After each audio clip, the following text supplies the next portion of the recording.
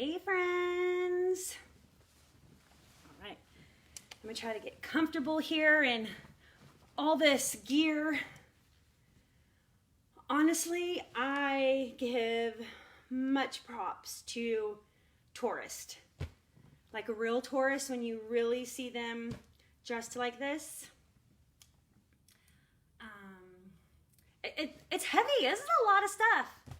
And walking in thongs with socks is hard. It's very hard. So kudos to anybody who's a tourist who dresses like this. Let's see. Hi Morgan. Hi Rory. So people are logging on. Yay! I miss you guys so much. I seen some of you on Saturday. Missed some of your faces. Let's see. Hi, Rory. Let's see who else. Hi, Frank. I am wearing my fancy touristy sunglasses. Not my reading glasses, so you know what that means. I'm squinting to see who's logging on. So, just in case you guys missed it, those of you who are just logging on, when I first logged on, I was talking about how heavy all this equipment is and how uncomfortable it is to be a tourist. And I was also showing off my fancy shoes and socks, and I was saying how walking in flip-flops with socks is not very comfortable. So today we are reading Lilo and Stitch. Okay, I chose this book because I love the story, and I love that it takes place in Hawaii, and I'm actually wearing Justin's new shirt. Justin got this shirt because we were planning a trip to Hawaii next month for our anniversary, and because of COVID, we are not able to go. So, super sad. So, another reason why I chose this book, Lilo and Stitch. Let's see. Oh, it's 4:02. So, we're going to go ahead and get started. I'm gonna just adjust this a little bit so you guys can see the pictures. And, oh, this camera is so heavy. All right, so here we go. Lilo and Stitch. This really is a cute story. This is actually Haley and John's favorite story. Favorite Disney story. Haley's my daughter, John's her boyfriend, so they have a bunch of Lilo and Stitch stuff. I could have brought it in here, but I thought the touristy look was the look to go with. All right, so here we go. In a far-off galaxy, an alien scientist named Jumba had created a strange creature called Experiment 626. Because 626 was always destroying things, he was being sent to prison by the Grand Councilwoman. But 626 managed to escape. Now 626 was headed for Earth. The Grand Councilwoman sent Jumba and Pleakley, another alien, on a mission. They were to capture 626 and bring him back. So there we go.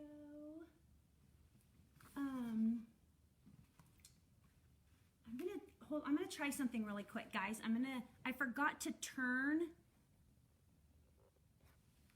the camera around.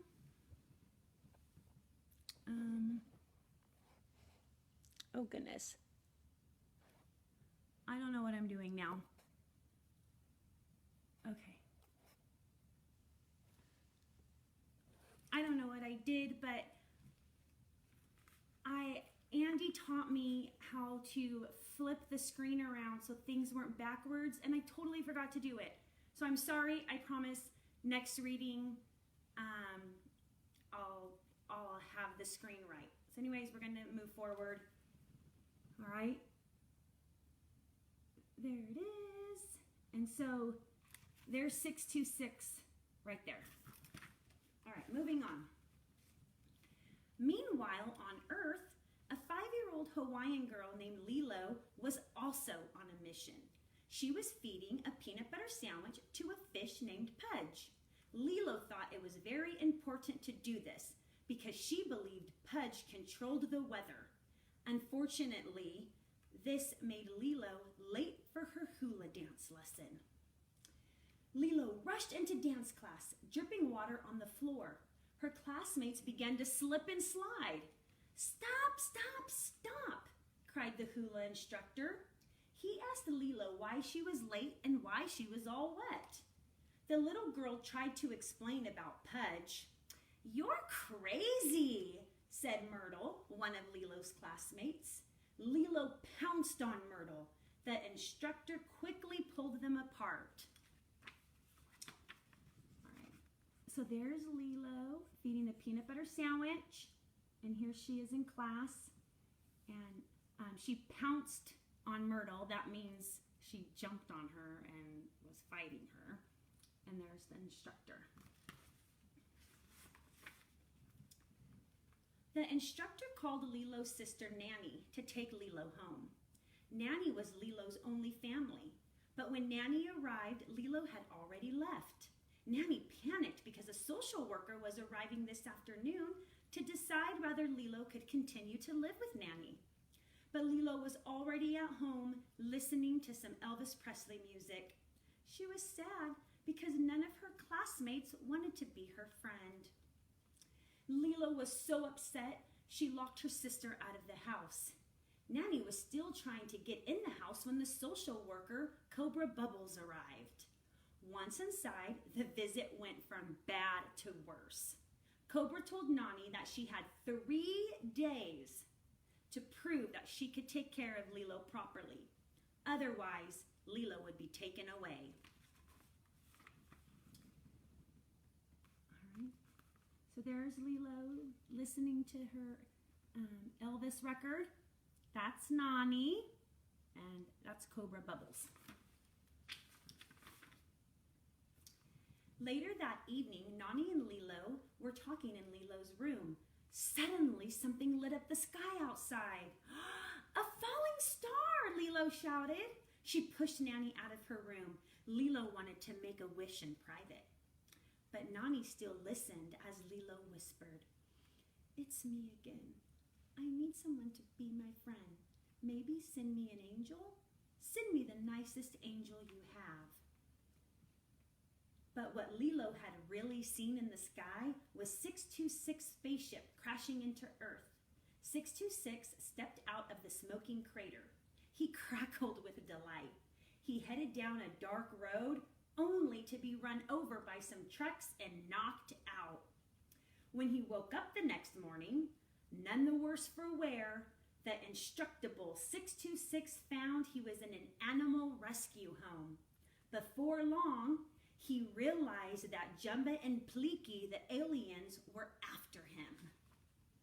Oh, there's a lot going on in this story. All right, so there's Lilo and her sister looking at the falling star, but really we know it's 626. And there's Lilo when she was making her wish to have friends. The same morning, Nanny and Lilo went to the animal rescue home to find a pet. Nanny hoped it would cheer Lilo up. When Lilo came in, 626 tried to look as much like a dog as he could. Lilo was his only way to escape from Jumba and Pleaky, so she hugged Lilo and won her heart. "What is this thing?" Nanny cried when she saw 626. It's a dog, I think," the rescue lady answered nervously. Despite Nani's protest, Lilo adopted her new dog and named him Stitch. All right, so there they are, going to the animal rescue home. And there's 626 pretending to be a dog. And then that's the worker. And they're getting ready to take 626 home. Meanwhile, Jumba and Pleakley were watching as Nanny and Leo left with Stitch. Jumba wanted to capture 626 right away, but Pleakley reminded his partner that they need to wait because they cannot be seen. We have to blend in, Pleakley told him. After Nani left for work, Lilo tried to teach Stitch to fetch. But Stitch was not interested in being trained. Lilo ended up fetching for Stitch instead. Okay. So these are the two aliens right here, Jumba and Pleakley. All right. And they're trying to capture Stitch. And there's Lilo playing fetch. Then Lilo brought 2 snow cones. Stitch ended up dumping his on the head of a small dog. Stitch was not exactly what Lilo had expected. Dressed like tourists in the background, Jumba and Pleakley were nearby watching Stitch. They were waiting for their chance to capture him. Later that day, Lilo and Stitch sat in the restaurant where Nanny worked. Lilo finished drawing in her sketchbook and held it up to Stitch. "This is you," she told him. "This is your badness level. It is unusually high for someone your size. We need to fix it." Okay. So, there's the 2 aliens dressed like tourists. They're blending in. They kind of look like me. All right, and there's Stitch putting the ice cream cone on that poor dog's head. And then this is where Lilo is drawing the picture of Stitch. And she colored it up all the way to his neck. And she's telling him, "This is how bad you are." I don't think Lilo cares right now. Or Stitch cares. Jumba and Pleakley were also sitting in the restaurant. They lured Stitch over to their table while Jumba grabbed Stitch and tried to place his alien handcuffs on the creature. Stitch opened his mouth wide and swallowed Pleakley's head. Nanny had to dump a pitcher of iced tea on Stitch to make him let go. When the restaurant owner found out that Stitch belonged to Nanny, he pointed to the door. "This is not working out," he told Nanny. Nanny and Lilo took Stitch home. "This is a great home. You're gonna love it a lot," Lilo told Stitch. She gave him a pillow so he could sleep on the floor. Stitch shredded the pillow. Then he went to the kitchen where he made another mess. Nanny had had enough. She grabbed Stitch, saying, "We have to take him back." All right. Ooh, a lot going on here too. So, the 2 aliens, Jumba and Pleakley, dressed like tourists, try to snatch Stitch. But Stitch swallows Pleakley's, that's a tongue twister's, head. Okay? Nanny, the sister, gets fired from her job. They take Stitch home. He makes a mess. Now Nanny, the sister, wants to take him back to the animal rescue home. "He was an orphan and we adopted him," said Lilo. "What about Ohana?" Nanny stopped. Their father had taught them about Ohana. "Ohana means family," Lilo continued. "Family means nobody gets left behind or forgotten." I know, Nanny said, sighing. Stitch jumped from Nanny's arms and he and Lilo went into Lilo's room. Stitch climbed onto Lilo's bed and found a photograph of her family under her pillow. "Be careful with that," Lilo warned. The picture was all she had left of her father and mother. She snatched it back and slipped the precious photo underneath her pillow. So Stitch amused himself with other things in Lilo's room. He built a model city with blocks and then destroyed it.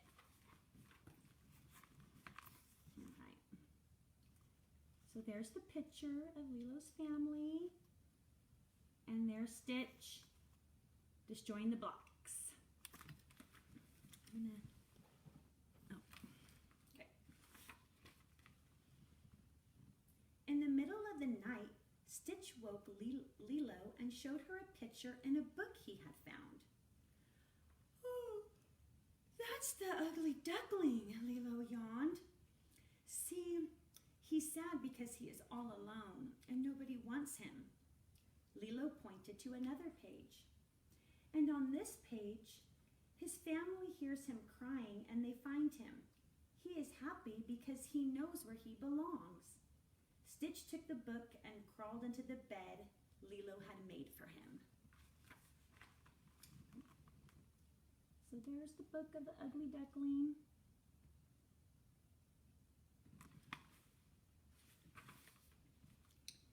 The next morning, the social worker, Cobra Bubbles, paid them a visit. "Heard you lost your job," he said to Nanny. But before Nanny could explain, Stitch whacked Cobra with a book. As he left, Cobra told Nanny that she had to get a new job if she expected to keep Lilo. To Lilo, he said, "And next time I see that dog, I expect it to be a model citizen." So Nanny set out to find a new job with Lilo and Stitch in tow. First, she went to a local grocery store. While Nanny spoke to the owner, Lilo tried to teach Stitch to behave. "Elvis Presley was a model citizen," Lilo explained. "I've compiled a list of his traits for you to practice. Number 1 is dancing." Unfortunately, their dance routine knocked over the owner. So Nanny didn't get that job. So there's Cobra Bubbles again. Okay, and there they are at the grocery store, dancing, knocking things over. While Nanny tried to get a job at a coffee shop, Lilo continued with Stitch's lessons. Number 2, Elvis played guitar, she said as she handed Stitch a ukulele. But when Stitch played the instrument, the piercing high notes shattered glass in the coffee shop. Nanny didn't get that job either. Finally, as Nanny tried to get a job as a lifeguard, Lilo prepared Stitch for his last lesson. "Time to bring it all together," she told him. Stitch began to play his ukulele. Tourists began to crowd around him to take pictures. But their camera flashes upset Stitch, and he caused a commotion. Nanny, once again, did not get that job. Hiccups. All right. So there's the coffee shop, the ukulele, and then they're at the beach. Things were going well until the flash scared Stitch.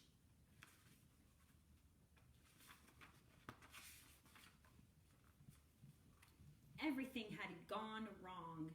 The unhappy sisters sat down on the beach. David, a friend of Nanny's, saw them.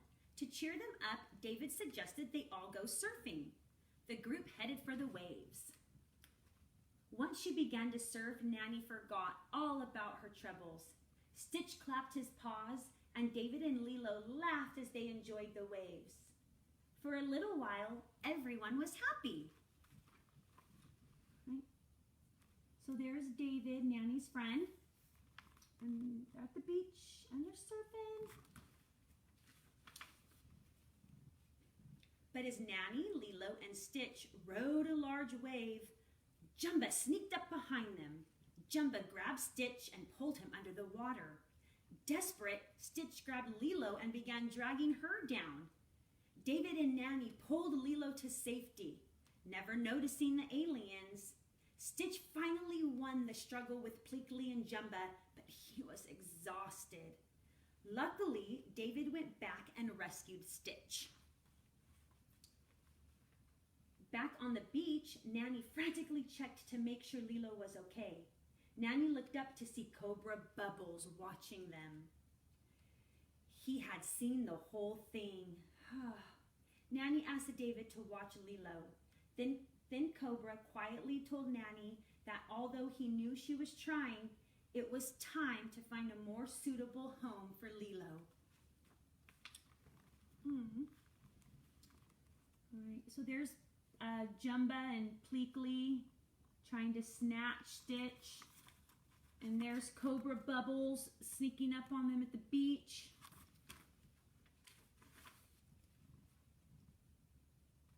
That night, Lilo studied her family photo. Our family's little now, but if you want, you could be a part of it, she said to Stitch. Stitch wanted to belong, but he knew he had already caused too much trouble. While Lilo watched, Stitch took the Ugly Duckling book and climbed out of the window and into the night. Stitch walked into the forest. He opened the storybook to the pages that Lilo had shown him. Just like the Ugly Duckling, Stitch felt alone. I'm lost, he cried. So there they are in bed. And then Stitch, keep getting them confused. Stitch grabs the book and goes out to the forest. So Stitch is starting to feel like the Ugly Duckling, like he just doesn't belong. But we know the Ugly Duckling had a happy ending. The next morning, a very unhappy Grand Councilwoman fired Pleakley and Jumba. But Jumba was pleased. Now he could capture Stitch in his own way. Soon Jumba found Stitch in the forest. Stitch didn't run, but he wouldn't go with Jumba either. Waiting, Stitch told Jumba. For what? Jumba asked impatiently. Family. I'm waiting for family, replied Stitch. You're built to destroy. You will never belong, Jumba said. Stitch dropped the book and ran. Meanwhile, Lilo joined Nani in the kitchen for breakfast. Stitch left, Lilo murmured sadly. Nanny confronted Lilo. Now it would be harder to tell Lilo that they would be living apart. But suddenly, David burst in saying, Nanny, I think I found you a job. This was Nanny's last chance to keep Lilo. She rushed out with David, telling Lilo to stay inside and not to let anybody in. All right. So there we go. So the aliens get fired, and Jumba's happy because now that alien is going to go find Stitch and capture him any way that he can. And there's David busting through the door, telling Nanny, I got you a job. Everyone's excited because now she might get to keep Lilo. At the same time, Stitch was racing to Lilo's house with Jumba following close behind. Stitch slipped through the dog door. Jumba crashed through the front door. Frightened, Lilo called Cobra Bubbles. Aliens are attacking my house. They want my dog. Jumba and Stitch fought so hard, they destroyed the whole house. Meanwhile, Nanny got the job at the general store just down the street. As she left, a fire engine shrieked past. Fearing the worst, Nanny ran home. Okay. So there's Jumba and Stitch. There's Lilo calling Cobra Bubbles. And there's Nanny, and she sees the fire engine. Cobra Bubbles was already there. Lilo was in the car. Nanny begged Cobra not to take Lilo from her. Cobra just pointed to the ruined house and shook his head. Lilo watched as the two argued. Then she slipped out of the car and into the forest. Stitch followed her. Stitch quickly found Lilo. Wanting to apologize, he handed Lilo her scorched family photo, which he had managed to save. But Lilo was angry at Stitch. You ruined everything, she shouted. Lost for words, Stitch transformed himself into his alien form. Lilo finally understood. So you're one of them. So there's Cobra Bubbles trying to take Lilo, but she escapes. And then Lilo finds Stitch in the forest. And then she learns that Stitch is really an alien. that moment, an alien named Captain Cantu appeared. He had been sent by the Grand Councilwoman to capture Stitch. He snared both Stitch and Lilo and carried them to his spaceship. Stitch escaped, but before he could free Lilo, Cantu's ship took off to the sky. By the time Nanny arrived, she was too late. She watched as the spaceship carried her sister and disappeared into the sky. Luckily, Stitch convinced Jumba and Pleakley to help him rescue Lilo. Soon Nanny and the 3 aliens were in Jumba's spaceship battling Captain Cantu. After a wild chase, Stitch was able to free Lilo. Jumba landed his spaceship on the waves behind David, who was surfing. David gave them all a ride to shore on his surfboard. It took a few trips. Oh, a lot happened on these 2 pages. Okay, so the big alien Cantu comes down, captures Lilo and Stitch. Stitch escapes, but Lilo's still in the spaceship. So her sister and Jumba, who we thought was a bad alien, they hop in his spaceship and they chase him down. They freed Lilo, and now David is giving them a ride to shore on his surfboard.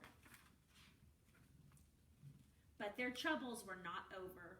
Cobra Bubbles was waiting on the beach for Lilo, and alien troops were waiting for Stitch. The Grand Councilwoman ordered the troops to place Stitch on her ship. Stitch asked if he could say goodbye to Lilo. The Councilwoman was shocked. "This is my family," Stitch explained. "I found it all on my own. It's little and broken, but it's still good."